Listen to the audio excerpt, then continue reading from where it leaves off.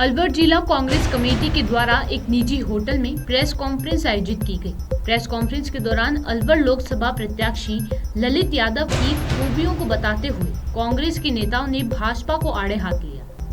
नेता प्रतिपक्ष जूली ने कहा कि अलवर लोकसभा का भाजपा प्रत्याशी बाहरी है, जबकि कांग्रेस का प्रत्याशी स्थानीय और युवा है। सिर्फ देश का नहीं, लेकिन दुनिया का सबसे बड़ा घोटाला सामने आया है।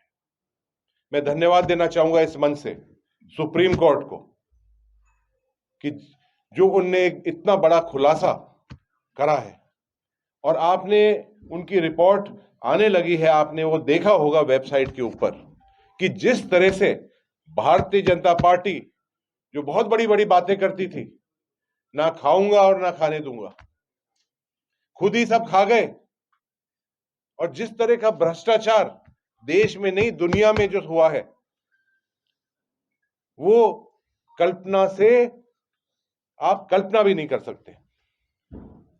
अभी मैं उनकी रिपोर्ट देख रहा था, जिस तरह से इलेक्ट्रल बॉन्ड्स के अंदर पैसा लिया है, डरा के लिया है, धमका के लिया है। ऐसे कई केस हैं, 40-50 केस हैं जिसमें ईडी को, इनकम टैक्स को भेजा है, और उसके तीसरे दिन ही उन्हीं कंपनियों ने इलेक्ट्रल बॉन्ड्स लेकर 100-100, 200, 500 करोड़ दिए। एक आपको मैं बताना चाहूंगा कि एक future gaming and hotel services है प्राइवेट लिमिटेड। ये मैं नहीं कह रहा हूं, ये आपको मैं उस कंपनी का जो उन्हें डिक्लेरेशन करा है उस कंपनी का, वो मैं आपको कागज दिखा रहा हूं।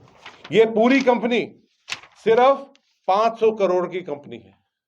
इस कंपनी ने 1200 करोड़ रुपए भारतीय जनता पार्टी को दिए हैं। जो 500 रुपए की 500 करोड़ की कंपनी है, वो 12,000 करोड़ कैसे दे सकती है? 1200 करोड़ कैसे दे सकती है? ये खुद सोचने की बात है। हम देखें तो मेगा एंटरप्राइजेस, मेगा इंजीनियरिंग और इंफ्रास्ट्रक्चर, ये थाना से पुरावली का जो एक ट्विन टनल है, उसका इनको कॉन्ट्रैक्ट मिलता है, और कॉन्ट्रैक्ट मिलता है 1400-400 करोड़ रुपए का।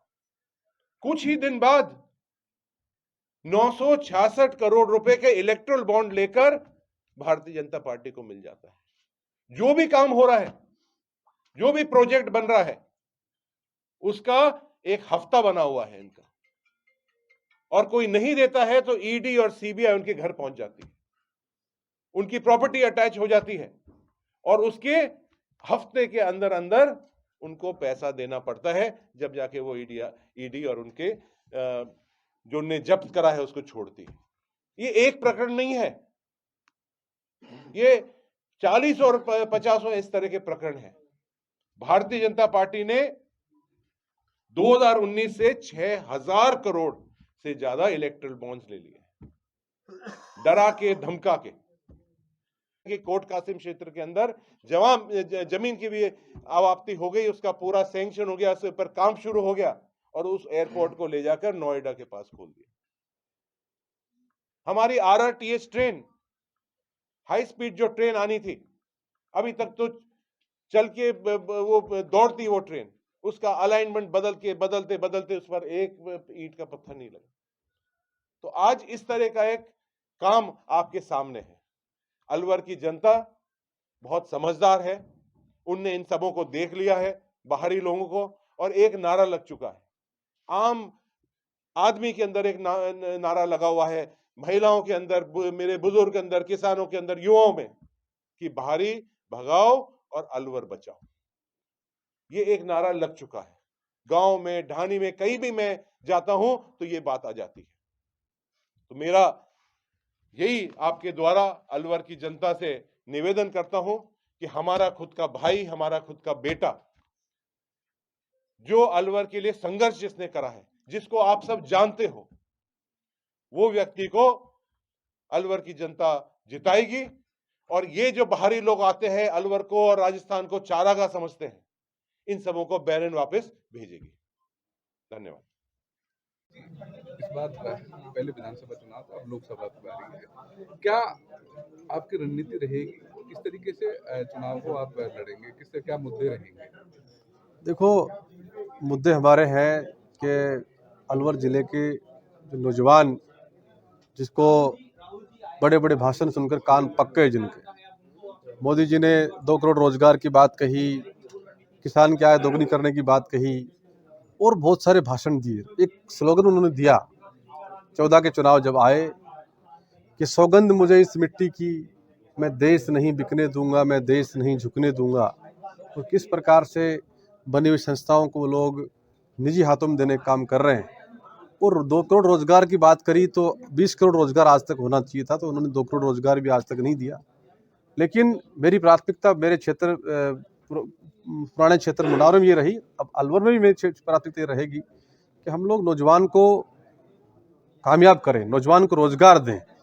सरकारी नौकरी नहीं दे सकते तो, लेकिन निजी कंपनियों में तो जरूर उनको रोजगार मिले, जिससे उनका परिवार चले और वो देश में प्रगति में अपना हिस्सा दे सकें। अलवर जिले में बड़े औद्योगिक इलाके हैं, क्षेत्र हैं, हजारों कंपनियां हैं, तो क्या लोकल लोगों को रोजगार के लिए अभी तक कांग्रेस की सरकार रही पिछले दिनों, तब भी नहीं मिल पाया और ना ही अभी तक बीजेपी की सरकार मिल पाया, तो इसके लिए क्या है? देखो, ये विचार जब किसी के मन में आता है तो वो आदमी उसको सफल करता है। मेरे मन में विचार मुनावर से आया और पूरे जिले में अब इस विचार को फैलाएंगे। डेफिनेटली सरकार जो भी बने उनसे मजबूती से लड़ाई लड़ेंगे। और मुझे लग रहा है कि अब तो देश में माहौल बदल गया है। जिस प्रकार से पूरे देश में नौजवान ठगा सा महसूस अपने आप को कर रहा है, अब वो कांग्रेस को वोट दे रहा है। और अगर हमारी सरकार देश में बनती है तो जरूर इस पर बात करके कानून बनवाने का काम करेंगे कि स्थानीय आदमी को रोजगार मिले। मुख्यमंत्री रहे, उन्होंने कुछ गाँवों को यहाँ गोद लिया था, क्या आपको पता है उन गाँवों की क्या स्थिति है, किस तरह गोद लिया था? उन गाँवों की स्थिति जीरो है। उन गाँव में कुछ नहीं किया, उन गाँव में जाके भी नहीं देखा। कोई 10-5 लाख रुपए उन्होंने दे दिए होंगे। कल बता रहे कि 110 काम को बताएं पूरे जिले में उनको करने के काम किए। अरे 110 काम तो हमारा जिला पार्षद प्रमुख से बात करा देता है। क्या काम किया आपने? कोई बड़ा काम किया तो बताओ भाई। आप देश में मंत्री रहे, मंत्री रहते हुए आप क्या काम किया? श्रम रोजगार मंत्री रहे आपने क्या काम किया? एक भी काम तो आपने किया नहीं। अब आप चुनाव लड़ने आ गए, लेकिन मैं आपके जिम्मेदारी से बात कह रहा हूँ, उनका पहला अनुभव है ये। उनका चुनाव लड़ने को अनुभव नहीं है आज तक का, पीछे की एंट्री से हो गए। अब चुनाव लड़ रहे हैं तो पता लगेगा उनको तो किस प्रकार। कि आपको अनुभवी से नहीं, चुनाव का पहले उनको अनुभव होगा, आपको ज्यादा अनुभव? मेरा ज्यादा अनुभव इस मामले में। मैं 2 चुनाव तो यहाँ लड़ चुका विधानसभा के, 1 चुनाव जीत चुका हूँ, 3 चुनाव में जयपुर में लड़ चुका हूँ छात्र जीवन में। तो मेरा चुनाव लड़ने का, डायरेक्ट चुनाव लड़ने का अनुभव मेरा ज्यादा है। लीजिए आपके सामने जो है वो बड़े कद के नेता, फिर किस तरह मुकाबला रहने वाला है? देखो, कोई मुकाबला अलवर जिले में कोई मुकाबला नहीं है। अलवर जिले में मुकाबला पहले बना दिया लोगों ने, जातियों के बांट करके, धर्मों में बांट करके। अब कोई मुकाबला नहीं है। अब तो जनता ने मन बना लिया इस बात का कि हमारे बीच का नौजवान है जो हमारे लिए काम करता है, और इनको अगर हम राजस्थान से, जयपुर से निकाल करके दिल्ली भेजते हैं तो हमारी और मजबूत, हमारी मदद कर पाएगा, इलाके के लिए काम कर पाएगा। तो लोगों ने, चुनौती ये है कि कांग्रेस के कुनबा को एकजुट रखना, तो क्या उसको किस तरीके से मैनेज कर पाएंगे? देखो, अभी तक हमारा कुनबा बिल्कुल एक मत, एकजुट है, एक साथ है। अभी तक कोई भी मतलब ऐसी बात नहीं है कि कोई दाएं बाएं चला गया हो। और ये बात मीडिया में चल रही है कि फला व्यक्ति कहाँ चला गया, फला। मैं भी कल सुन रहा था तो मैंने फ़ोन किया, उन्होंने कहा कि नहीं, हम तो यहीं हैं, कहीं गए नहीं। और पूरी परिवार एक साथ में है। और मैं जिम्मेदारी साहब एक बात कह रहा हूँ कि अलवर लोकसभा क्षेत्र के 8 विधानसभा क्षेत्र में हम लोग चुनाव जीतेंगे।